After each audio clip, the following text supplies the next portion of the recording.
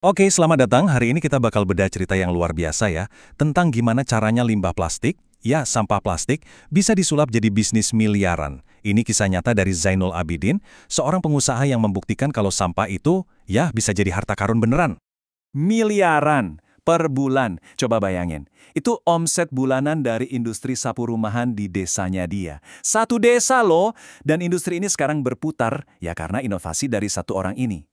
Angka yang gila banget kan? Apalagi kalau kita tahu dia mulai dari mana. Nah, buat ngerti gimana ceritanya bisa sampai ke angka miliaran itu, kita harus mundur dulu, jauh banget, ke titik nolnya dia. Dengerin deh kutipan dari dia sendiri ini. Saya, saking miskinnya, belum pernah merasakan naik sepeda motor kepunyaan orang tua. Ini nunjukin betapa jauh perjalanan yang udah dia lewatin. Oke, kita masuk bagian pertama. Dari nol jadi sukses. Yuk, kita lihat gimana seorang pria bisa ngebangun sebuah kerajaan bisnis literally dari nol. Coba deh lihat perbedaannya. Kontras banget kan? Dulu anak dari keluarga miskin, jangankan mobil, motor aja nggak kebeli. Sekarang punya 3 mobil, investasi tanah di mana-mana.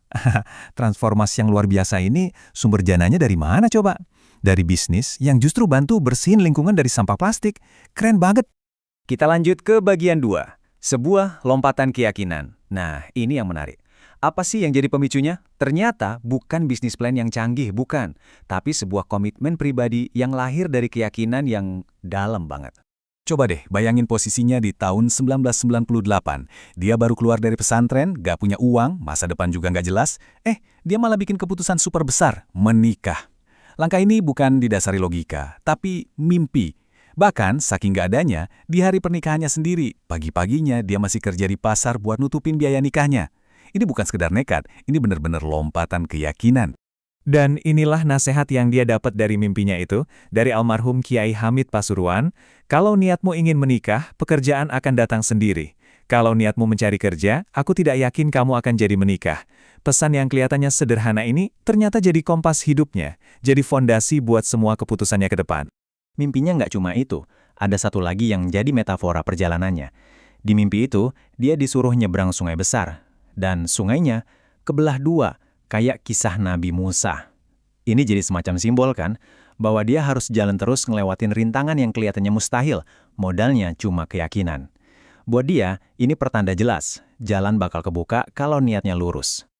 Oke, lanjut ke bagian 3, ujian api. Nah, setelah lompatan keyakinan tadi, jangan dikira jalannya langsung mulus ya, justru sebaliknya. Ini adalah serangkaian ujian berat yang datangnya nggak ada hentinya. Bisnis pertamanya, timba cor, hancur total, bener-bener bangkrut. Tapi justru di tengah kegagalan itulah matanya kebuka ngelihat peluang baru. Dan peluang itu ada di depan matanya, di desanya sendiri, para pengrajin sapu. Dia sadar, wah ini dia, ini saatnya gue banting setir. Ujian berikutnya lebih gila lagi. Dia investasi 115 juta rupiah buat beli mesin bekas. Ternyata rusak total. Dia panggil teknisi, 1, 2, 3, sampai 5 teknisi beda datang. Dan semuanya bilang hal yang sama. Nggak bisa, nyerah. Coba deh bayangin, gimana putus asanya di posisi itu. Tapi apa Zainul nyerah? Nggak. Oke, setelah perjuangan panjang, mesinnya akhirnya nyala. Tapi ternyata masalahnya belum selesai. Muncul masalah baru. Gimana caranya bikin produk yang bagus, yang sempurna, kalau pengalaman sama sekali nggak ada? Nol besar. Perjuangan ini makan waktu setahun penuh. Kebanyakan orang kalau produknya dikritik pasti ngebela kan? Produk saya bagus kok. Nah, Pak Zainul ini kebalikannya. Dia justru datengin pelanggan dan bilang, tolong kritik saya. Kalau Anda nggak kritik, saya nggak tahu kurangnya di mana. Pola pikir kayak gini, ini yang jadi senjata rahasianya dia buat jadi lebih baik. Kita masuk bagian 4, formula kemenangan. Nah, dari semua ujian berat tadi, akhirnya dia nemuin sebuah filosofi bisnis yang kuat banget. Filosofi inilah yang bikin dia bisa mendominasi pasar lokal. Strateginya itu sederhana tapi jenius. Coba kita lihat tabel ini. Soal harga, dia cuma perlu lebih murah 100-250 perak aja dari pesaing kota besar. Simple. Soal kualitas, dia dengerin langsung masukan dari pemakai, bukan ngikutin standar pabrik doang. Dan yang paling penting, dia milih jadi produsen, bukan cuma penjual. Kenapa? Karena di level produsen, saingannya jauh lebih sedikit. Jadi, dia ini sadar banget milih main di puncak piramida bisnis. Resikonya tinggi? Jelas. Modalnya besar? Pasti. Tapi dia tahu kalau berhasil, hasilnya juga bakal luar biasa besar. Dia nggak mau cuma jadi pengecer di bawah yang saingannya banyak. Dia mau jadi sumbernya, jadi puncaknya. Oke, sekarang kita sampai di bagian terakhir. Bagian 5, tujuan di balik laba. Karena ternyata, buat dia, uang dan sukses finansial itu bukan tujuan akhir. Perjalanannya ini ngebuka sebuah makna yang jauh lebih dalam. Ini dia, 4 pilar kesuksesannya. Jadi bukan cuma soal visi bisnis yang kuat dan mental baja, tapi itu semua harus diimbangi sama doa dan tawakal. Dan yang paling penting, ada misi utamanya, harus bisa bermanfaat buat orang lain. Keempat pilar ini saling isi, nggak bisa dipisahin.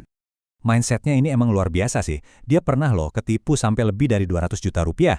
Kalau orang lain mungkin udah stres ya, tapi buat dia, itu bukan kerugian. Dia bilang itu biaya S1 bisnis dia. Biaya kuliah buat dapat ilmu yang nggak ada di buku manapun. Pelajaran yang mahal, tapi super berharga. Ini semua ngebawa kita ke satu pertanyaan yang paling dasar, yang jadi inti dari filosofi hidupnya dia. Sebenarnya, apa sih tujuan kita berbisnis? Dan ini pelajarannya bukan cuma buat pengusaha loh, tapi buat kita semua. Dan ini jawabannya langsung dari Pak Zainul Abidin. Jangan berpikir untuk memperkaya diri sendiri. Pikirkan bagaimana cara agar bisa bermanfaat bagi orang lain. Sisanya akan mengikuti. Simpel kan?